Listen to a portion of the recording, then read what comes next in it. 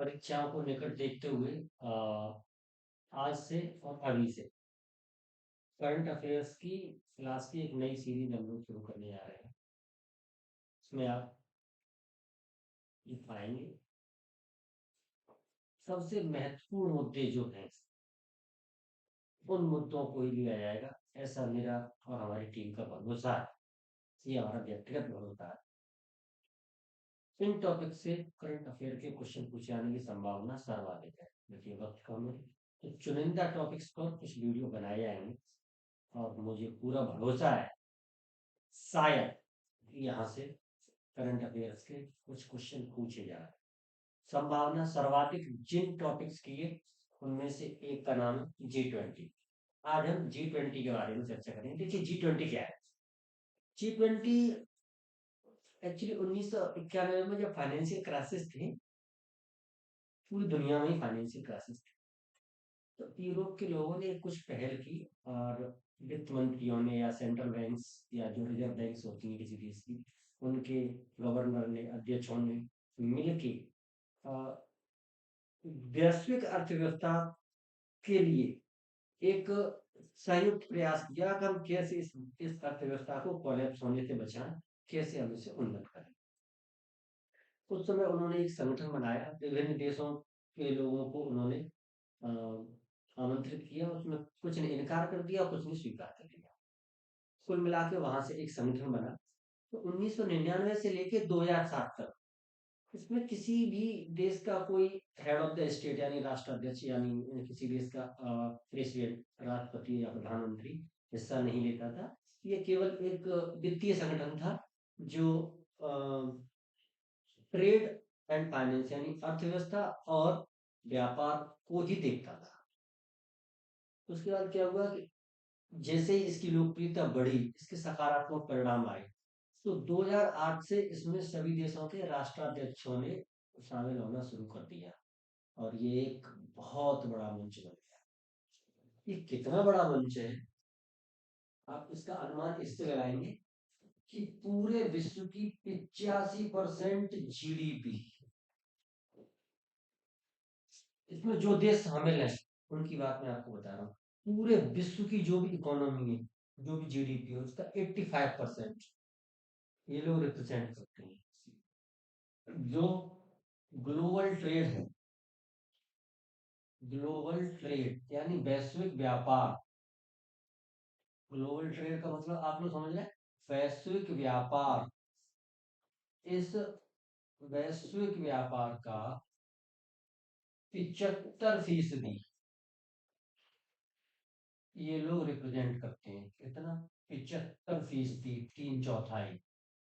और पूरे विश्व की जितनी जनसंख्या है उस जनसंख्या का 2/3, 2/3 जनसंख्या। ये जो संगठन है सिर्फ इन्हीं लोगों को जोड़ लिया जाए, कैलकुलेट किया जाए, तो ये इतना बड़ा संगठन है कि पूरे विश्व की 85% जीडीपी को रिप्रेजेंट करते हैं। 75% ग्लोबल ट्रेड जो भी वैश्विक व्यापार होता है उसको ये रिप्रेजेंट करते हैं, इतने ही देश। और विश्व की 2/3 जनसंख्या को यही देश रिप्रेजेंट करते हैं। ये चीजें ये दिखाती हैं कि ये संगठन कितना महत्वपूर्ण है। इसमें जो फैसले लिए जाते हैं उसका वैश्विक अर्थव्यवस्था पर, वैश्विक पर्यावरण पर, वैश्विक परिवेश पर, वैश्विक व्यापार पर क्या असर पड़ता है और जनसंख्या उससे कैसे प्रभावित होती है। इतना बड़ा संगठन है G20। 2008 में G20 की पहली मीटिंग हुई वॉशिंगटन, अमेरिका का एक शहर है, वहां पर वो थी उसकी पहली मीटिंग। तो सबसे पहले G20 से क्वेश्चन कैसे आएंगे ये तो मैं आपको बताऊंगा ही। सबसे पहले हमें ये समझना है कि G20 में कौन कौन से देश शामिल हैं। G20 क्या है मैंने आपको बताया, अब इसमें कौन कौन से देश शामिल हैं देखो देखते हैं। G20 के सदस्य देशों की कुल संख्या है 20, इसीलिए इसका नाम G20 है। देखो इसमें मैंने यहाँ पर आपको जो चार्ट बना के दिया है वो महाद्वीप के हिसाब से दिया है, तो आपको याद करने में भी सरल रहेगा। देखिए वैसे तो विश्व में 7 महाद्वीप हैं, पर आप जानते हैं एक पे तो जनजीवन ही नहीं, तो उसे छोड़िए। इसमें 6 महाद्वीपों के देश शामिल हैं। कम से कम एक। तो देखो उत्तरी अमेरिका से कितने देश हैं? तीन। कनाडा, यूएसए का मतलब यूनाइटेड स्टेट्स अमेरिका, जिसे हम अमेरिका बोलते हैं। उत्तरी अमेरिका जो महाद्वीप है वहां से कनाडा, यूएसए और मैक्सिको।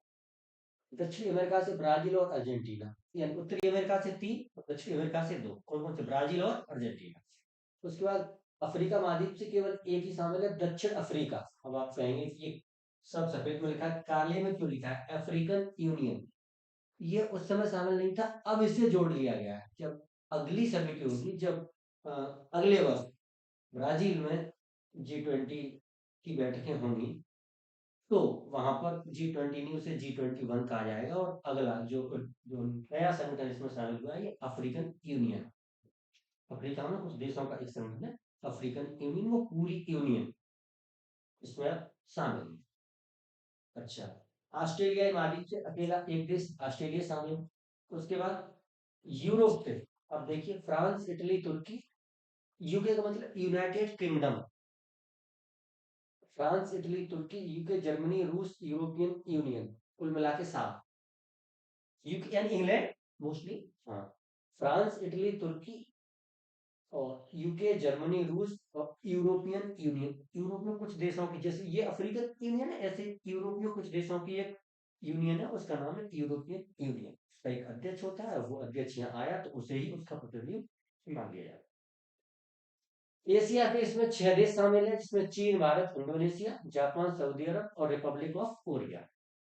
कोरियाई गणतंत्र, कोरियाई गणतंत्र, सऊदी अरब, जापान, इंडोनेशिया, भारत और चीन। कैसे कैसे? उत्तरी अमेरिका महाद्वीप से तीन, दक्षिणी अमेरिका महाद्वीप से दो, अफ्रीका महाद्वीप से एक। अगले में दो होंगे, अब तक एक था। अफ्रीका महाद्वीप से एक, ऑस्ट्रेलिया महाद्वीप से एक, यूरोप महाद्वीप से सात और एशिया महाद्वीप से छह। कुल मिला के 20। एक बार फिर आप रिपीट करें मेरे साथ साथ, इसके कुल सदस्य देश 20। अब होंगे 21, अभी तक तो 20 थे। 20 में उत्तरी अमेरिका महाद्वीप से तीन। कौन कौन से? कनाडा, मैक्सिको और अमेरिका। दक्षिणी अमेरिका महाद्वीप से दो, अर्जेंटीना और ब्राजील। उसके बाद अफ्रीका महाद्वीप से एक ही था, दक्षिण अफ्रीका। दूसरा अफ्रीकन यूनियन को अभी इस समिट में शामिल किया गया, अगले दिन ये जुड़ जाएगा, इसका नाम हो जाएगा G21। ठीक। ऑस्ट्रेलिया महाद्वीप से अकेला ऑस्ट्रेलिया। यूरोप महाद्वीप से सात, फ्रांस, इटली, तुर्की, यूके, जर्मनी, रूस और यूरोपियन यूनियन। हाँ, रूस। रूस का बहुत ज्यादा हिस्सा एशिया में है, लेकिन उसकी राजधानी मॉस्को जो है वो यूरोप में है, इसलिए रूस को यूरोप का देश माना जाता है। ठीक। एशिया के छह देश, जिसमें चीन, भारत, इंडोनेशिया, जापान, सऊदी अरब और कोरियाई गणतंत्र, छह देश शामिल। कुल मिला के कितने? 20 इसके सदस्य देश हैं। इसीलिए ये बनता है G20। जी का मतलब होता है group, group of 20 countries. Group of 20। अब क्या हो जाएगा? ग्रुप ऑफ 21, क्योंकि इसमें अफ्रीकन यूनियन इसका नया सदस्य। क्वेश्चन यहां से भी आ सकता है, ध्यान से याद रखें। Next one. ठीक है। अब जिस देश में, जो देश इसका अध्यक्ष होता है, सबसे पहले आप ये समझिए इसका अध्यक्ष कैसे होता है। इन्हीं में से, इसका कोई सचिवालय नहीं है। एक अगर ये प्रश्न आए कि इसका मुख्यालय कहाँ है, इसका सचिवालय कहाँ है, तो कहीं नहीं। क्रम बाई क्रम हर देश को इसका अध्यक्ष बनने का मौका मिलता है। जो भी देश इसका अध्यक्ष होता है, वो, ये उस पर निर्भर करता है, वो कुछ देशों के राष्ट्राध्यक्ष को अतिथि के तौर पर आमंत्रित कर सकता है। तो भारत ने किसे किसे आमंत्रित किया था, उनकी सूची है। बांग्लादेश, मिस्र, Mauritius, Netherlands, Nigeria, Oman, Singapore, Spain, संयुक्त अरब अमीरात। ये कितने हुए? 9। और अफ्रीकन यूनियन, ये काले में इसलिए लिखा है कि इसे आमंत्रित किया, तो ये तो इनका सदस्य बन ही गया। 1 2 3 4 5 6 7 8 9 और ये 10। 10 लोगों को, 10 राष्ट्राध्यक्षों को निमंत्रण भेजा था, उसमें से एक इसका सदस्य बन गया, अफ्रीकन यूनियन। ठीक, इसलिए ये हो गया G20। नीचे चार देशों के नाम लिखे हैं, इनके राष्ट्राध्यक्ष इसमें शामिल नहीं हुए। ये भी एक इंपॉर्टेंट क्वेश्चन है। मैक्सिको के राष्ट्राध्यक्ष, स्पेन के, रूस के, चीन के। स्पेन वाले शायद कोरोना से, इनके अलग अलग कारण थे।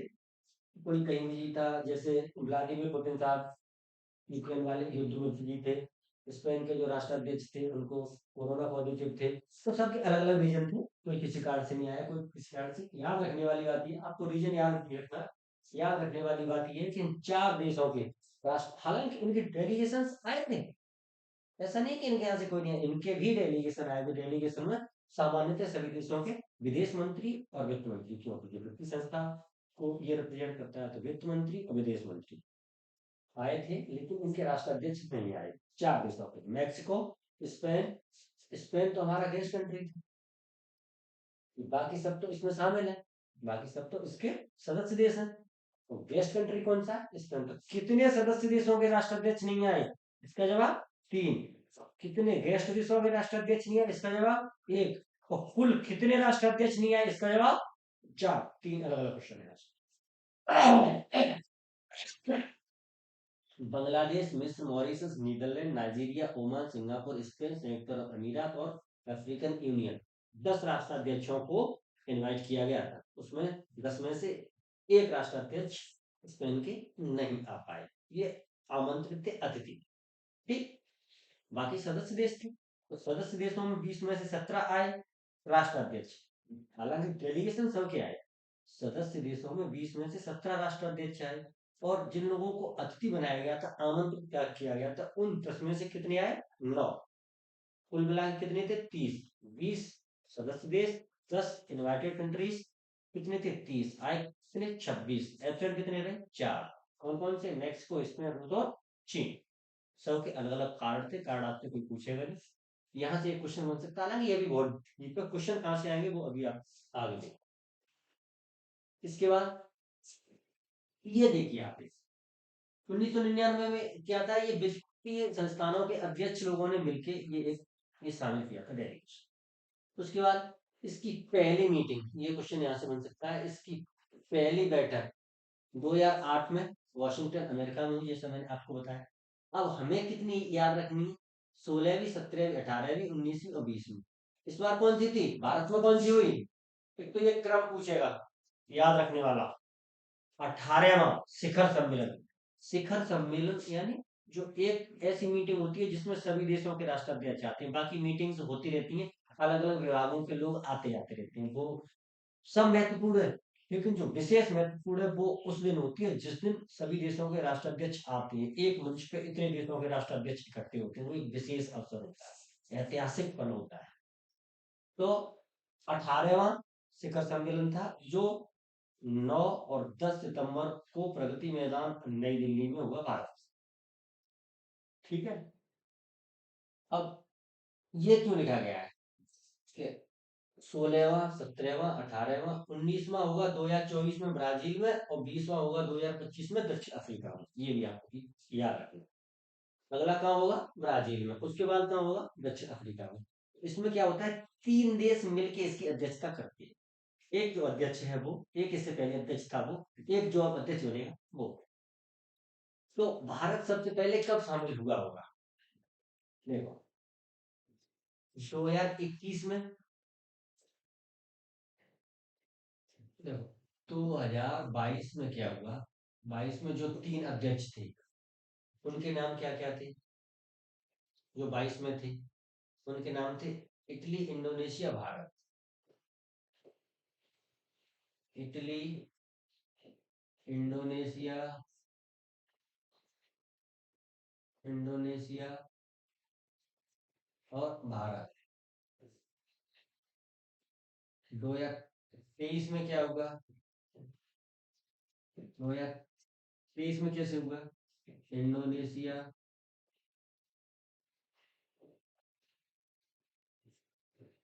भारत, बीच वाला होता है वो अध्यक्ष होता है, और इसके बाद ब्राजील। अब क्या होगा 2024 में? 2024 में क्या होगा? 24 में होगा, यहाँ पे इंडिया होगा नंबर 1 पे, नंबर 2 पे ब्राजील होगा, और नंबर 3 पे होगा साउथ अफ्रीका। तो किसी भी देश को 3 लगातार वर्ष अध्यक्ष और सह अध्यक्ष बनने का मौका मिलता है। इस बार अध्यक्ष कौन था? भारत। से अध्यक्ष कौन था? इंडोनेशिया और ब्राजील। क्यों? इंडोनेशिया इससे पहले अध्यक्ष रहा है, ब्राजील अब अध्यक्ष होगा। तो भारत इससे पहले से अध्यक्ष कब था? 2022 में। अध्यक्ष कौन था? इंडोनेशिया। अगला से अध्यक्ष कौन था? Italy. Italy, Indonesia, Bharat. Indonesia के से अध्यक्ष कौन कौन थे? इटली और भारत। भारत के से अध्यक्ष इंडोनेशिया और ब्राजील। अब ब्राजील के से अध्यक्ष कौन होंगे? इंडोनेशिया और साउथ अफ्रीका। समझिए, तीन तीन के क्रम में ये होते हैं, अध्यक्ष और से अध्यक्ष। ठीक। ये कौन सा था? 18वां। शिखर सम्मेलन कहाँ हुआ? दिल्ली में। इनके शहर जब होगा उसके बाद लेके जाएंगे, ये हो गए। ठीक है। अब देखो, शिखर सम्मेलन क्या होता है? इसकी बहुत सारी मीटिंग्स तो होती है। भारत में इसकी 200 से भी अधिक मीटिंग हुई, 50 से अधिक शहरों में हुई, लेकिन सबसे प्रमुख होती है शिखर सम्मेलन, जिस दिन सारे राष्ट्राध्यक्ष आते हैं एक जगह पे। तो यहाँ से बहुत सारे क्वेश्चन बनेंगे। शिखर सम्मेलन 9 और 10 सितंबर 2023 को कहाँ हुआ? प्रगति मैदान में। वहां पर नई दिल्ली में। अध्यक्ष कौन था इसका? श्री नरेंद्र मोदी जी थे, जो हमारे प्रधानमंत्री हैं। किसी भी देश का राष्ट्राध्यक्ष ही उसका अध्यक्ष होता है। हमारी जो संवैधानिक व्यवस्था है उसमें राष्ट्रपति वैसे तो बड़ा है, लेकिन अधिकतर मामलों में प्रधानमंत्री शक्तिशाली होता है, तो इसकी मीटिंग प्रधानमंत्री ही करता है, वही इसका अध्यक्ष होता है। एक इसमें पोस्ट होती है शेरपा। शेरपा का मतलब मान लीजिए कि सीईओ, चीफ एग्जीक्यूटिव ऑफिसर जैसे होता है किसी कंपनी का, वैसे इसके लिए एक शेरपा होती है। वो बहुत महत्वपूर्ण व्यक्ति होती है। अब मोदी जी तो उनके साथ मीटिंग करेंगे, बाकी सारा मैनेजमेंट कौन देखेगा? शेरपा जी देखेंगे। कहाँ बैठक होनी है, उसमें सिक्योरिटी कैसी होनी है, किन विषयों पे बात होनी है, उनके लिए क्या क्या है, जो लोग आए हैं, उन्हें कहाँ ठहराना है, इतनी सारी व्यवस्था ये कैसे मैनेज होती है? अब मोदी जी थोड़े करेंगे, उन्होंने तो एक आदमी को शेरपा नियुक्त कर दिया। करेंगे, शेरपा भी नहीं, लेकिन वो अपने छोटे छोटे टुकड़ों में लोगों को जिम्मेदारी बांटेंगे। और मोदी जी इस सब का जवाब किससे मांगेंगे? शेरपा जी से। तो शेरपा बहुत महत्वपूर्ण होते हैं किसी भी G20 जो समिट होती है उसका। हर बार एक शेरपा नियुक्त किया जाता है, वो उसी देश का होता है। अक्सर करके ब्यूरोक्रेट्स ही वो होते हैं जो चीफ ब्यूरोक्रेट्स होते हैं। ये तो बहुत बड़े ब्यूरोक्रेट है, नीति आयोग के उपाध्यक्ष है। अमिताभ कांत जी क्या थे इसके? शेरपा थे। ये क्या है? नीति आयोग के उपाध्यक्ष। अब सबसे इंपॉर्टेंट बात, इसका प्रतीक क्या रखा गया था? प्रतीक रखने का हक उसी देश के अध्यक्ष को होता है, हर बार ये बदल जाता है। इस बार इसका प्रतीक था कमल का फूल। देखिए, इसमें बहुत बड़ी कंट्रोवर्सी हुई थी, कांग्रेस ने और अन्य पार्टियों ने इसका बहुत ज्यादा विरोध किया था। उसका कारण ये है कि कमल बीजेपी का भी चुनाव चिन्ह है। और उन्होंने इसी को G20 का भी प्रतीक बना लिया, जो भारत जिसकी अध्यक्षता कर रहा है। तो G20 2023 का प्रतीक चिन्ह कमल का फूल। थीम क्या थी? वसुधैव कुटुंबकम। एक दुनिया, एक परिवार। One earth, one family. वसुधैव कुटुंबकम। सबसे इंपॉर्टेंट बात यह है कि हमने कुल 200 से अधिक मीटिंगों में, 50 से अधिक शहरों में जो मीटिंग आई हुई थी, उसमें हमने 112 से अधिक मामले निपटाए। अब यहाँ कोई केस नहीं लड़े जाते, इन विषयों पर बातचीत होती है, उन पर अपना प्रपोजल रखा जाता है। कोई देश शामिल है, कोई नहीं है, इस प्रकार से। तो हमने 112 प्लस मामले निपटाए जो विभिन्न विषयों पर थे। ये रिकॉर्ड। इससे पहले जब इंडोनेशिया अध्यक्ष था, तो हमने पूरे साल में G20 ने गिनती के 50 मामले, मतलब 50 मामलों पर काम किया था। यहाँ 112 में 73 नए मामले और 39 पिछले जो प्रपोजल। 112 और पिछले साल कितने थे? 50। दो गुने से भी अधिक। लगभग लगभग सवा दो गुने। तो ये काफी जो सफल, ये सफल ये माना गया है। भारत की अध्यक्षता बहुत अधिक सफल रही। इसके बाद G20 2023 के प्रमुख विषय देखिए। मैंने आपको बताया था 1999 में जब फाइनेंशियल कोलैप्स हो रहा था, तब इस चीज की शुरुआत की गई थी। तो सबसे पहले वो तो इसका प्रमुख विषय हमेशा रहता है अर्थ एवं व्यापार, यानी फाइनेंस एंड ट्रेड जो है वो इसकी चीफ सब्जेक्ट हमेशा से रहते हैं। तो इसकी बहुत सारी मीटिंग्स होती हैं, इसे कैसे ग्रो अप करना है, इसे कैसे कंटिन्यू करना है, इन सब के विषय में वो लोग इस पर बात करते हैं। इसमें ब्यूरोक्रेट्स भी शामिल होते हैं और पॉलिटिशियंस भी शामिल होते हैं। मंत्री स्तर की वार्ताएं होती हैं, सचिव स्तर की वार्ताएं होती हैं, और राष्ट्राध्यक्ष तो एक ही दिन आता है। उसके बाद अन्य जो विषय भारत में जिन विषयों पर काम हुआ वो आप ध्यान रखिए। सतत विकास, स्वास्थ्य, कृषि, ऊर्जा, पर्यावरण, जलवायु परिवर्तन और भ्रष्टाचार।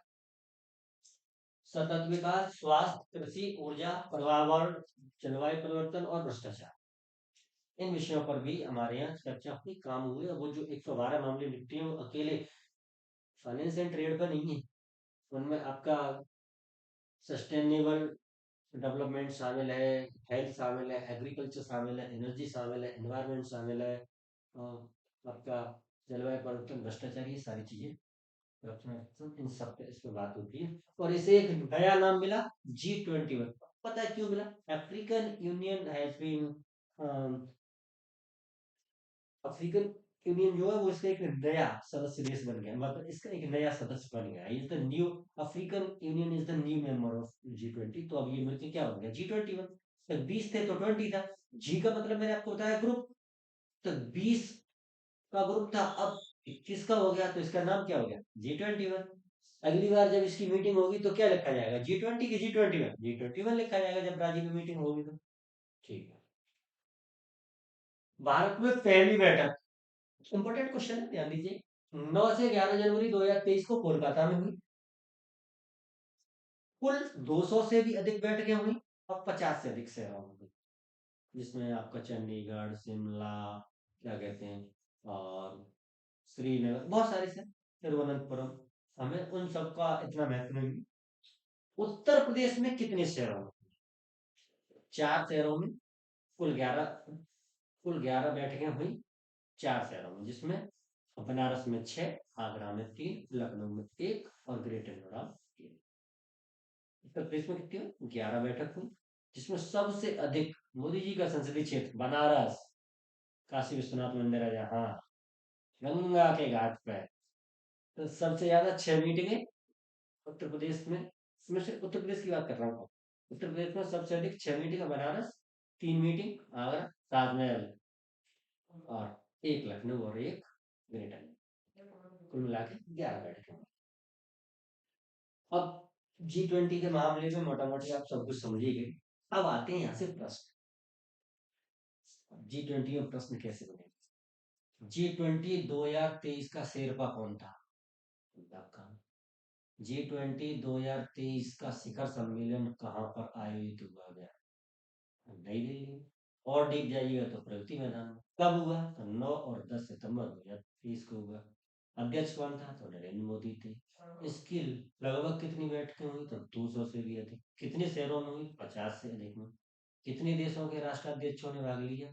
36, जिसमें से 17 सदस्य देशों के राष्ट्राध्यक्ष और 9 अतिथि देशों के राष्ट्राध्यक्ष। कितने राष्ट्राध्यक्षों ने भाग नहीं लिया? 4, जिसमें से 3 सदस्य देशों के और 1 स्पेन गेस्ट देश के, और राष्ट्राध्यक्ष कोविड के कारण एब्सेंट रहे। ठीक। थीम क्या थी? वसुधैव कुटुंबकम, अंग्रेजी में वन अर्थ वन फैमिली। प्रतीक चिन्ह कमल का फूल था। और भारत में पहली मीटिंग कब हुई? तो 9 से 11 जनवरी को कोलकाता में हुई। और उत्तर प्रदेश में कुल कितनी मीटिंग हुई? तो 11 मीटिंग हुई, 6 बनारस में हुई, आगरा में 3 हुई, लखनऊ में 1 हुई, बना और ग्रेटर नोएडा 1 हुई। क्वेश्चन ऐसे बन सकता है, उत्तर प्रदेश के निम्न में से किस शहर में G20 की कोई बैठक नहीं हुई? ऑप्शन देगा, आगरा, बनारस, इलाहाबाद और लखनऊ। आगरा, प्रयागराज, लखनऊ और बनारस। कंफ्यूजन? अगर आपने पढ़ा है तो आप कहेंगे साहब इलाहाबाद में तो कोई नहीं हुई। यही है। सबसे अधिक G20 मीटिंग उत्तर प्रदेश के किस शहर में हुई? चारों ऑप्शन लिख देगा। आपने पढ़ा साहब बनारस में 6 बार हुई। बात कर सकते। तो बस एक बार अगर आपने इसे सही से पढ़ा है तो फिर आपसे कोई क्वेश्चन छूटने की उम्मीद है नहीं। हाँ, आप जिन भर्तियों की तैयारी कर रहे हैं C या D लेवल की, उसमें स्टैटिक क्वेश्चन ही पूछे जाएंगे, उतना ज्यादा डीप जाने की जरूरत भी नहीं है। इसमें कितने सारे देश हैं उन सबको याद करना कैसे, तो मैंने आपको बता ही दिया है कि किस महाद्वीप से कितनी, किस महाद्वीप से कितनी, याद करने का सरल तरीका। बाकी एक बार इसे, एक बार देखिए, 2 बार देखिए, यहाँ से कोई क्वेश्चन छूटेगा नहीं। ओके दोस्तों, जय हिंद जय भारत।